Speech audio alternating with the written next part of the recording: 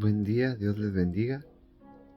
Espero que pasen un día muy lleno de la presencia de Dios y que hoy pues sea un día agradable. Había escuchado que había pronóstico de lluvias, pues si ocurre durante el día, será un buen momento si sale un arco iris para recordar la promesa que Dios nos hizo. Bueno, se la hizo primero a Noé, pero se dejó escrita para que nosotros conociéramos de que ya no nos íbamos a morir por un diluvio. Así que no se me asusten por más recio que caiga la lluvia. Dios aún mantiene su promesa y Él no va a permitir que acontezca otro diluvio. Él siempre se acuerda de su pacto y de sus promesas. Y aprovechando la ocasión, hoy quiero compartir con ustedes acerca de un personaje de la Biblia. Él es realmente la representación viviente de las promesas de Dios. Estoy hablando de Isaac, el hijo de Abraham. Este niño y luego señor vivió toda una vida por puras promesas, se podría decir. Su mismo nacimiento fue un acontecimiento sobrenatural.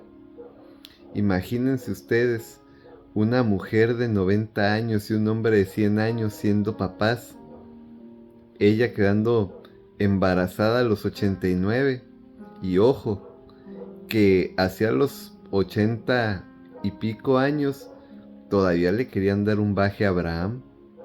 Así que imagínense cómo estaba, que a los 89 yo creo que era ¿cómo le podríamos decir? La Maribel Guardia de aquellos tiempos. Y Abraham, que viejito, viejito, pero bien que sabía lo que hacía. Dios les permitió tener un hijo a esas edades tan avanzadas que, humanamente hablando, es imposible. Pero Dios le había hecho una promesa a Abraham y le dijo: de Sara tú vas a tener un hijo. Y así como que Sara sí, pero no sé. Abraham tuvo que tener bastante fe para ver esa promesa cumplida. Y en efecto, nació un hijo, que él sería el cumplimiento o el inicio del cumplimiento de todas las promesas que Dios le hizo a Abraham. Isaac crece y él es el que hereda la bendición de Abraham, es el que hereda, digamos, las responsabilidades, como si él hubiera sido el hijo primogénito o incluso unigénito, porque Ismael ya no estaba ahí.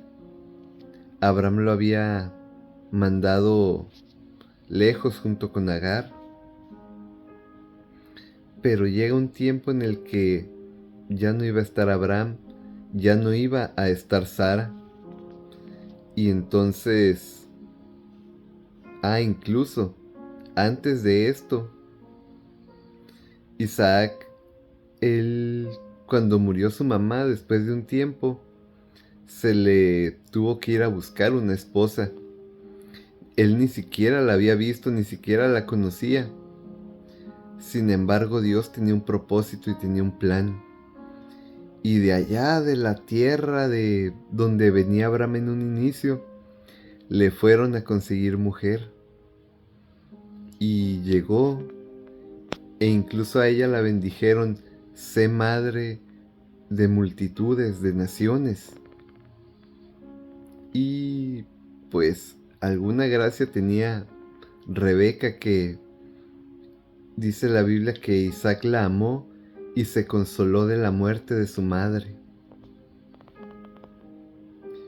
Dios le había dicho a Isaac que él habitara en esas tierras.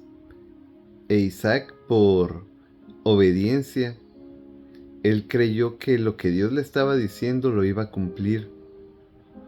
Y precisamente Dios le proveyó, lo multiplicó, lo hizo rico en un lugar donde le tapaban los pozos, donde a lo mejor no era precisamente el más bien recibido, pero Dios lo prosperó y lo multiplicó. Eran sus promesas. Dios le había prometido a Abraham un hijo, llegó un hijo. Dios le había prometido que tendría descendencia numerosa. Dios le dijo que por medio de él serían benditas todas las naciones. Y en Isaac se iba cumpliendo parte de las promesas. Dios iba prosperando, Dios iba bendiciendo, Dios iba haciendo crecer, digamos, la gente a cargo de Isaac. Pero Isaac todavía no tenía ningún hijo. ¿Cómo le podríamos decir? Coincidencia, qué suerte, no sé qué palabra utilizar, porque realmente no existe ni la suerte ni las coincidencias. Sin embargo, una cosa curiosa, Rebeca era estéril, no podía tener hijos. Pero, al igual que pasó con Sara, Dios había hecho una promesa, y por medio de esa promesa, Rebeca quedó embarazada y tuvo 2 hijos, gemelos para acabarla. Le dijo Dios a Isaac: ¿querías uno? Pues tenga 2, llévese otro. Doble bendición. Isaac es el simbolismo bíblico acerca de los descendientes que son por medio de la promesa, los que son por la fe, mientras que Ismael representa a los que nacen por la carne. La Biblia nos enseña que de nada nos hubiera servido ser de ascendencia israelita si la palabra de Dios no mora en nosotros, si nosotros no podemos acercarnos a Dios. Así que Dios aún se mantiene cumpliendo las promesas que le hizo a Abraham, a Isaac y a Jacob. ¿En qué manera?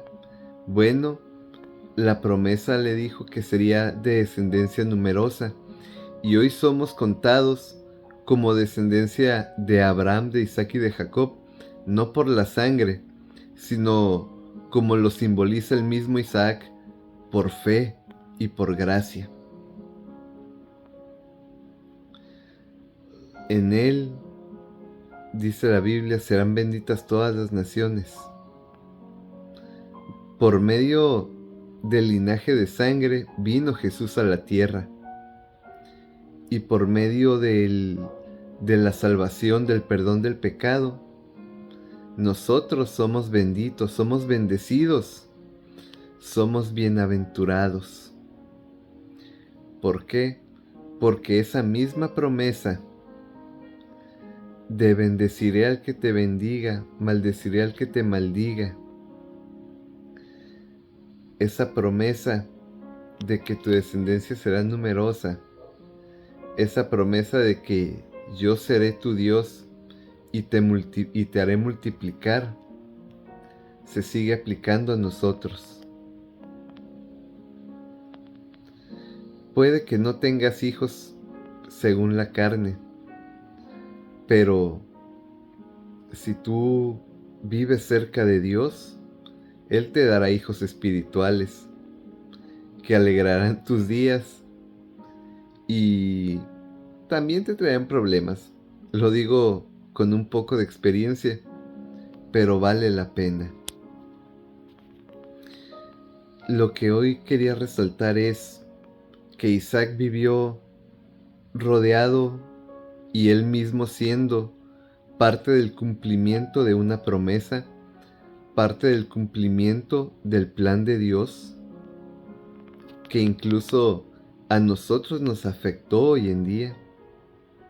Y como un ejemplo y como una alegoría, nosotros también somos hijos por medio de la promesa y por medio de la fe. Así que Dios no se va a olvidar de las promesas que nos ha hecho, no se va a olvidar de cumplir el propósito en nuestra vida, pero es necesario que, al igual que Isaac, obedezcamos y confiemos en lo que Dios nos ha dicho. Que hagamos nuestro trabajo, que nos esforcemos y que sepamos administrar todos los dones, los talentos y las bendiciones que Dios nos delega.